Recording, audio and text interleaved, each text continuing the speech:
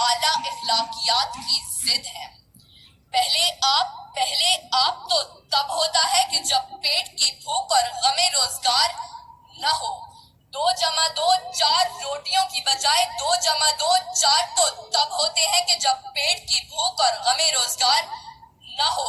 بیٹی کا 4 دیواری میں رہنا، خاندان کی عزت پر کٹ مرنا، یہ سب تو تب ہوتا ہے کہ جب پیٹ کی بھوک اور غم روزگار نہ ہو۔ چاند روٹی کی بجائے چاند میں چرخا کاٹتی بڑھیا تو تب دکھائی دیتی ہے کہ جب پیٹ کی بھوک اور غم روزگار نہ ہو۔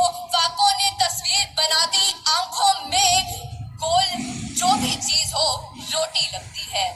اور تو اور عبادت اور ریاضت بھی تب ہوتی ہے کہ جب پیٹ کی بھوک اور غم روزگار نہ ہو۔ کون عاشق خدا کی ذات کا ہے، سارا چکر معاشیات کا ہے۔ صدر علی وقار، آئیے زمینی حقائق کا جائزہ لیجیے۔ آج کشمیر میں مسلمانوں کو اپنے گھروں میں بند ہوئے 115 دن گزر گئے۔ ہم نے اخلاقیات کا مظاہرہ کرتے ہوئے اقوام متحدہ میں قراردادیں پیش کی تو اسلامی ممالک نے پاکستان کی حمایت کے بجائے ہندوستان کی حمایت کی۔ تو کیا اس کی اصل وجہ یہ ہے کہ ہم اخلاقی پستی کا شکار ہیں؟ نہیں صدر علی وقار، ہرگز نہیں، بلکہ اصل وجہ تو یہ ہے کہ ہم معاشی طور پر کمزور ہیں۔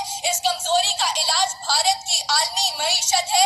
ہمیں یہ بات تسلیم کرنی ہوگی کہ ہم اخلاقی نہیں بلکہ معاشی بدحالی کا شکار ہیں، کیونکہ یہ اخلاقیات تو خود معاشیات کی محتاج ہیں۔